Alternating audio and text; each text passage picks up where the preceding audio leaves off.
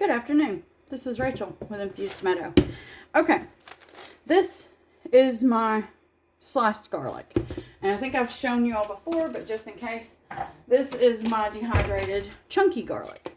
I like to use this one in like my soups and stuff. Now, I will sometimes use this one, but this one's a definite, you know, when I'm making like spaghetti sauce and I don't want to chop garlic, or if I have some, you know, a soup that I just want small chunks of garlic, I'll use that. This is my dehydrated sliced garlic. So if you remember, I think I showed you all how I slice it when I'm making when I put this on my trays in my dehydrator to dehydrate it. And all it is from your regular garlic. So like this is what I've got sitting fresh. It stays right here on the counter. And if I think that that's going to go off, I will go ahead and slice that up and throw that in my dehydrator. But for the here and now, I'm needing to grind up some garlic for the kitchen. And so what I have is my garlic, and I have some arrowroot powder. Now, if you don't have arrowroot powder, feel free to use some cornstarch. Only thing I use this for is like, you know, anti-caking, because nobody likes caking. And if you don't want to use arrowroot or cornstarch, feel free to throw yourself in a couple of beans, like your pinto beans. You can throw a couple of pinto beans in your ground up garlic or onion. And then that way when you give your jar a shake, it will help loosen that back up. That's what I do with my homemade garlic salt that I use. Because it'll clump. It all will if you don't add something to it, okay? So I thought you'd want to see, this is one of those little magic bullets. I find it perfect when I'm grinding up for my spice mixes.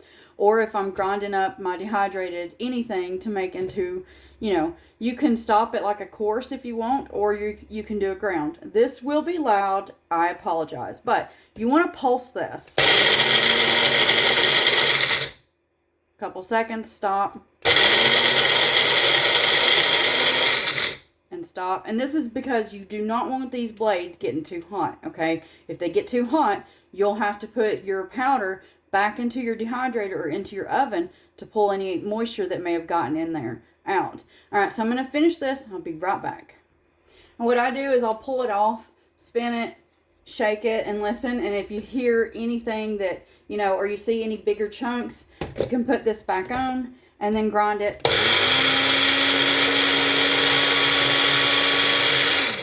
Couple more seconds, do the same thing, okay? Now I'm happy with that. There might be a few little chunks in there, but I'm not worried about that. Let me grab a spoon, be right back. Okay, so what I'm bad about is eyeballing, okay? Now, usually one of your regular spoons is about a half a tablespoon, okay? So you're gonna have roughly a teaspoon and a half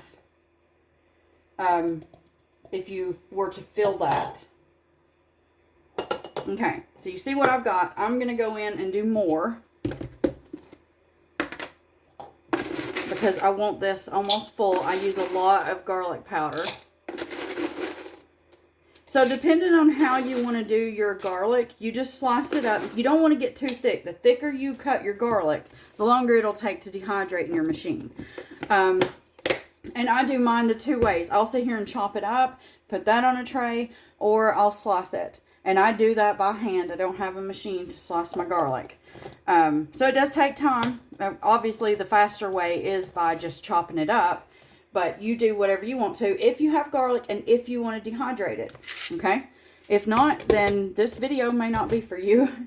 Alright, you don't need to hear this again. I'll be right back. Okay, so I have this ground. I do have a few-ish bigger chunks. I'm not worried about it because as those chunks cook, they soften just like anything else that you dehydrate will do. It'll rehydrate as it cooks. Okay, so my arrowroot powder. Some people have said, why do you store things in containers? There are insects. Okay, you've got ants. Depending on where you are, you may have roaches, particularly ants. Ants love food, okay, and they love to find your home and whatever food you have. So if you keep them, all your stuff, if you got it open, you keep it in an airtight container, you have less likely of a chance of ants finding your stuff, and then you're going to end up having to throw it away. And that works for everything, your cereal, anything that you have open that an ant will eat, which is almost everything. And that's the reason for the containers. I don't like ants. I don't want them all in my house getting into my stuff. We all spend a lot of money on our groceries. We do not want to have to throw it out. So I start with a heaping one of these spoons. And then all I'm going to do right now is just get it started. Because you see this is a nice, good size amount of garlic powder. And you will adjust your cornstarch or arrowroot depending on how much you grind up. Okay. And just so you know, when I grind my onion powder, I do add the exact same amount, but onion just tends to stick a little bit more due to the natural sugars that are in onions. And so you will always be shaking those jars. So I do, I do add some arrowroot powder, but onion's stubborn.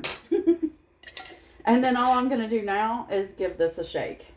I don't label my jars only because I keep them separate in my in my shelf right here, and I keep the onion in a different looking jar. And I found these they're like little honey jars on Amazon, and so I ordered, I believe, a 6-pack, and I like to use them. Well, I started out with a 6-pack, and then I turned around and ordered another 6-pack because I really like these for storing all of my spices in. So I'm pretty happy with this, but if I turn around and I see that it's starting to stick, I can always add a little bit more of my arrowroot. But that's what I do. So I hope that this helps. And if you do have one of these little magic bullets, you can always throw in your, like if you wanted a rice flour, you can add your rice into this and grind that into a flour. Anything that's small, these things will do perfectly. Bigger, thicker things, like you would not want to throw in nutmeg. Nutmeg has to be hand ground. I don't know of another way to grind nutmeg other than by hand. You throw that into this, you're going to destroy the machine. If anything that's big and chunky and the size of a rock, this will not grind. But if you have coffee beans, this will grind your coffee beans. And it's the same thing. You can get yourself a nice granule, or you can keep going to where you've got more of a powder. Completely up to you. And I've done a video showing you, if you don't have a coffee pot, how you can make your coffee right there on your stovetop. Because that's also easy peasy. You actually end up with a nicer, richer flavor because you are cooking those beans a little bit longer than you do. A coffee pot has your coffee done in under 6 minutes. And that's not all those beans sitting in that liquid and really cooking. Anyway, you can watch the video if you want to, if you're curious. So that's how I grind mine. I end up doing, this amount will last me about 2 weeks. And so I do this. This is another one of these things that I do regularly. I grind my own onion, my own garlic. I store my own everything. Everything I get from the garden, I store into containers. And then when I'm ready to use them. Now, I do throw in some of these, where is it? There. I do throw in some of the moisture absorbers. This one has 3. It should have only had 1. But I think what happened was, actually I know what happened. When I dry these, a lot of times I store them into jars. And so as this gets empty, I just dump my jars into the big container. And I forgot to pull the silica, the moisture absorbers out. So, but they're fine. I wouldn't put more in there than those 3. But anyway, that's what I do. So I store into smaller containers, and then when I'm ready to, for my pantry, I put it in this, and then I deal with it, in ways like this right here for in my kitchen. So I hope that this helps in case anybody was at all curious how to manage your own, dried anything. And now I don't add arrowroot powder when I grind up my own thyme, parsley, basil, oregano, I'm trying to think. Any of those, I don't add this to it. It doesn't need it. Mint leaves, I don't add that to that, or my rosemary. This is only in garlic, onion. It seems like there's something else. If you do your own ginger, so if you dehydrate your ginger, like I have dehydrated ginger, I showed you that in another video. But if or when you grind that down, you will need a little bit of arrowroot powder for that as well. As you will if you do like beets. So if you dehydrate your beets and then you put that, or strawberries, any kind of fruit, especially fruit, when you dehydrate those and you want to store that into a powder, you will want to add just a little bit of your arrowroot powder or cornstarch, and that will help it keep from sticking. I'll show.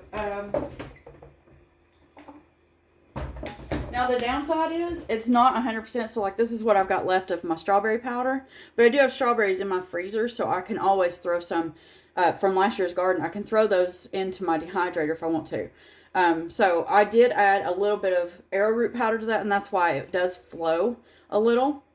There are little clumps in there, but you know, nothing that I can't just press out myself. So that's what you'll do with things like that. Anyway, I hope that this video is helpful in some way, shape, or form. And if not, then I'm so sorry. And I hope that you find the video out there that is helpful for you. And as always, I hope you have yourself a wonderful day.